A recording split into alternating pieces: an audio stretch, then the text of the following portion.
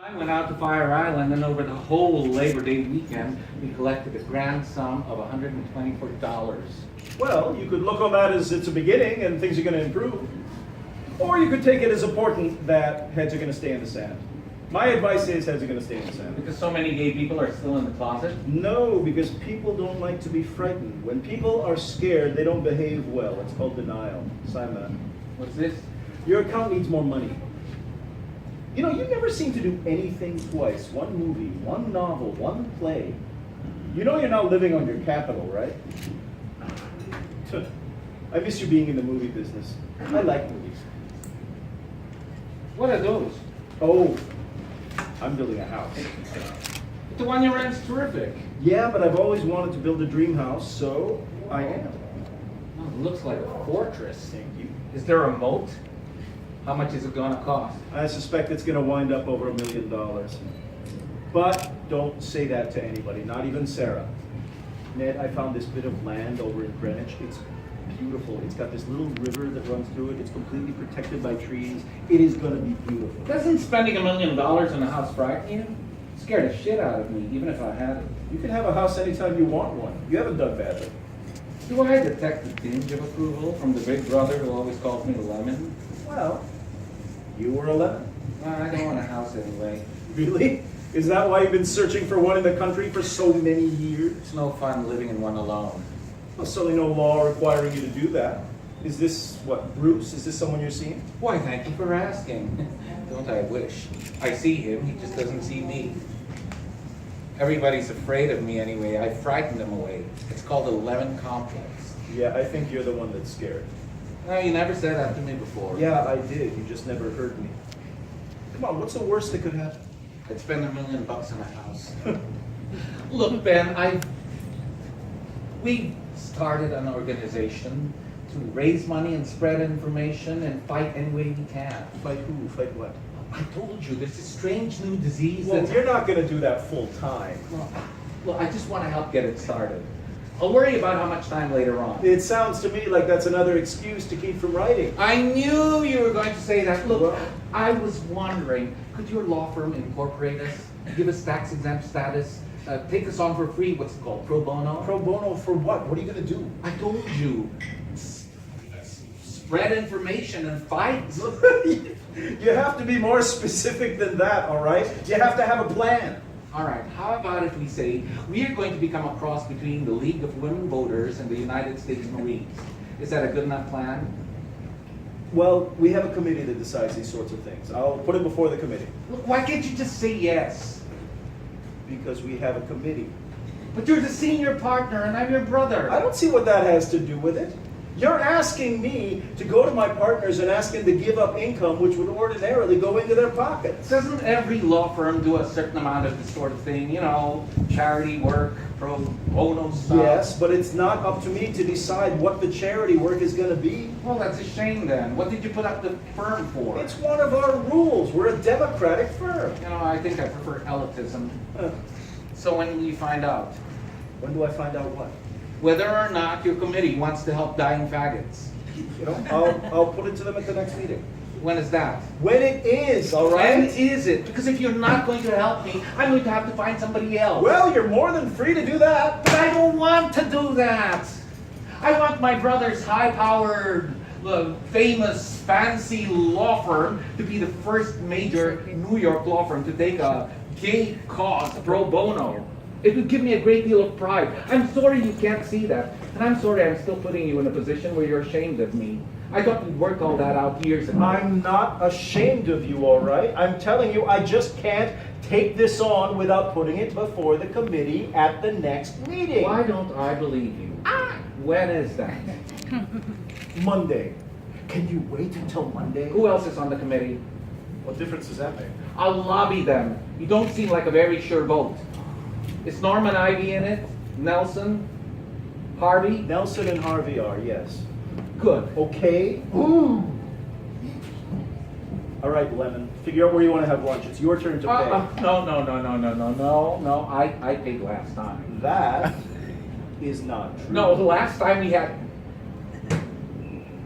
French. Uh-huh. You're right. Uh-huh. you know that you're the only person in the world I can't get mad at and stay mad at?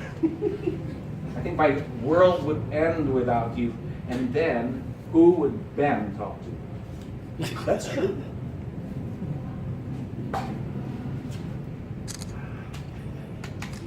Hey, you're getting better at it. So as you see, in order to start an activist movement, you need to knock on all the doors that you can. I tried my brother, and he, being straight, didn't understand what I was going through or what I had to work at. Unfortunately, being an activist, trying to get people to understand your cause, especially since health is a political issue, you had to fight your way tooth and claw, not only among yourselves, but also with the powers that be. For example, the City Hall and its representative.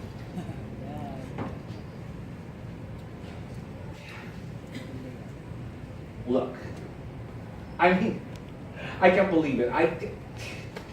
What gives you the right to choose who will live and who will die? Look, don't you think I want to help you? I have a friend who's died from the CJA hospital right this very minute. So then, Because it's tricky. Can't you see that? It's very tricky. tricky shit. I mean, there are 1 million gay people in New York City, 1,000,001 counting you. You know, our organization started out with 6 men. We now have 600 paid volunteers and a mailing list of 10,000 people. 600. You think the mayor cares about 600?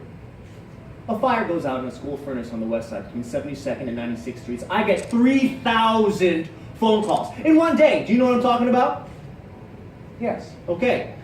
So if so many of you are so upset about what's going on, then why don't we only hear from your loud mouth? That's a very good question indeed. There are over 500,000 gay men in our area. 509 cases doesn't sound so bad, considering how many of us, of you, that there are. Epidemic.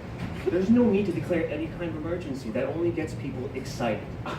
You tell that cocksucker that he's a heartless, selfish son of a bitch. No, you are headed for real trouble! You think you can just barge in here and call us names? The mayor won't have it.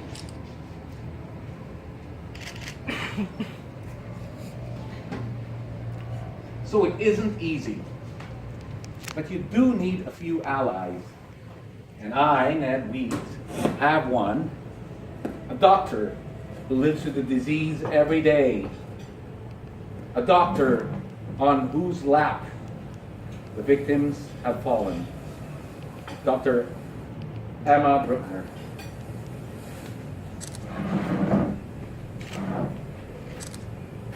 You look very pretty today. Thank you. So where's your cat? Under my bed. She's afraid of me. Do you think being Jewish makes you always hungry?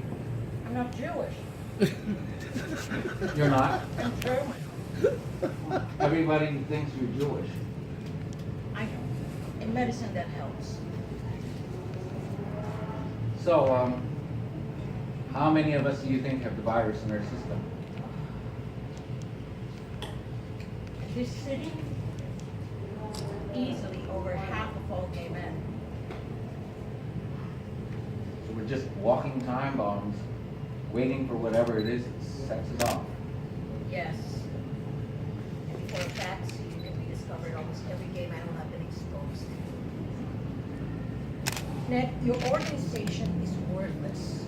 I went up and down Christopher Street last night, and all I saw was guys going in the bars alone and coming out with somebody. And outside the baths, all I saw was guys lining up, and it was awful. What is this stupid publication you finally put out? After all we've talked about, you leave too much margin for intelligence. Why aren't you telling them bluntly, stop? Every day you don't tell them, more people infect each other. Look, stop lecturing me, okay? I'm on your side. Don't be on my side. I don't need you to be on my side. Make your side shape up. I've seen 238 patients. Me, one doctor. You make it sound like there's nothing worse going around than measles. You wouldn't print what I wrote again. What do you mean they? Who's they? Thought you and Bruce were the leaders. We have a board now. You need a board of directors when you become tax exempt. It's a pain in the ass getting anyone to be on board. I mean, I called every prominent gay man I knew. Forget it. Finally, what we put together turns out to be as timid as Bruce, and every time Bruce disagrees with me, he puts it to a board vote. And you lose. Bruce is in the closet. Mickey works for the health department. He starts shaking every time I criticize them. They won't even come out with leaflets listing all the symptoms. Richard, Dick, and Lenny all owe their jobs to the mayor. Dan is a school teacher. We can't even mention his last name out loud. The rest are just disco dummies. I warned you, this wasn't the community with its best interests at heart. This is death. And the board doesn't want any sex recommendations. No passing along anything that isn't 100% certain. You must tell them that's wrong. Nothing is 100% certain in science, so you won't be saying anything. I think that's a general idea. Then why? Why did you bother to start an organization at all? Now, all they want to do is take care of patients. Crisis counseling, group sessions, home attendance. Now, I know those things are important too, but I thought I was starting with a bunch of Ralph Naders and Green Berets, and the first instant they have to take a stand on a political issue and fight, almost in front of my eyes, they turn into a bunch of nurses' aides. You've got to warn the living, protect the healthy, help them keep on living. They I'll keep- take care of the dying. They keep yelling at me that I can't expect an entire world to suddenly stop making love. And now I've got to tell them there's absolutely no such thing as safe sex. I don't consider going to the baths and promiscuous sex making love. I consider it the equivalent of eating junk food, and you can lay off it for a while. And yes, I do expect it. And you get them to come sit in my office any day of the week, and they expect it too. Get a VCR, rent a porn film, and use your hands. What? Why are you yelling at me for what I'm not doing? What the fuck is your side doing anyway? I mean, where's the goddamn AMA in all this? The government hasn't spent one test tube of research. Where's the board of directors of your very own hospital? You have so many patients, you have no room for them. And you've got to get Felix better. So what the hell am I yelling at you for? Who's Felix? Who is Felix? I introduced you to him at that health forum you spoke at. You've taken a lover? We live together. Oh, Oh, I've never been in love in my life. I've never been in love. Late Friday night, he showed me this dark spot in the bottom of his foot. Maybe it's not it. Maybe it's some sort of something else. It could be, couldn't it? Maybe I'm just overreacting. I'm surrounded by so much death.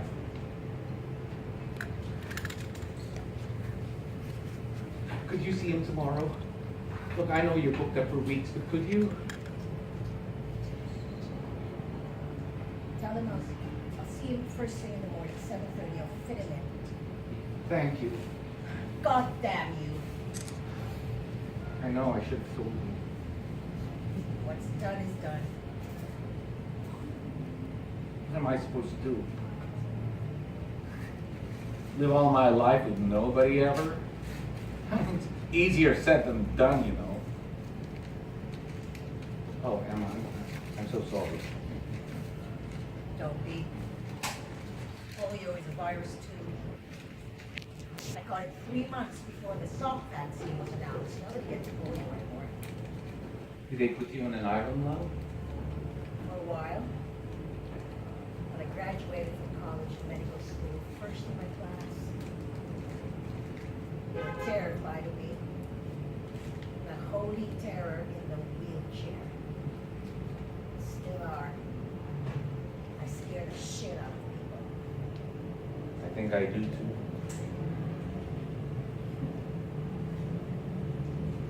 Learn how to use it. It can be very useful. Don't need everybody's love and approval.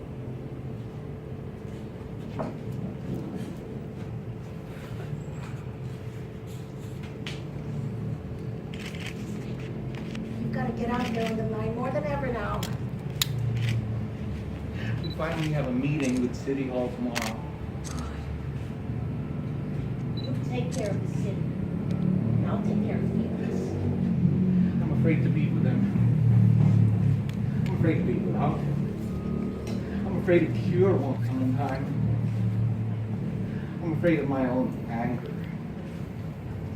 I'm a terrible leader and a useless lover.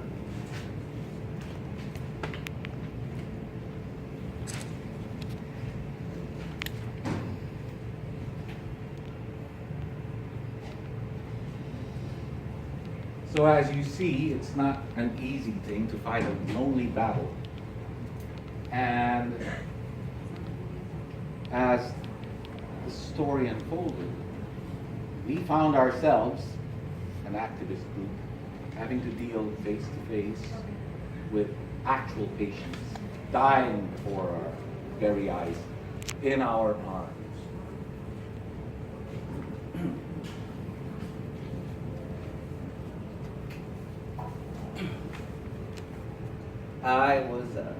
I was up at Bellevue. I put a sweet, dying child together with his mama. We hadn't seen each other for 15 years. But he never really told her he was gay, so he didn't really want to see her then. He'd been refusing to see her for weeks. So he was furious at me when I waltzed in there with her. It was a real weeper. Mama just holding her son. He's dead now.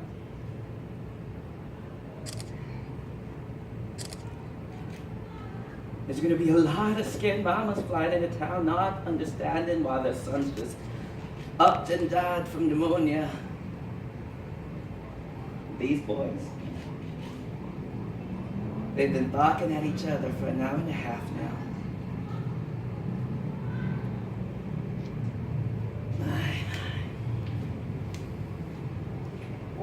So, we hope you take the journey with us, June 3 to 5, here at the Pepe Center.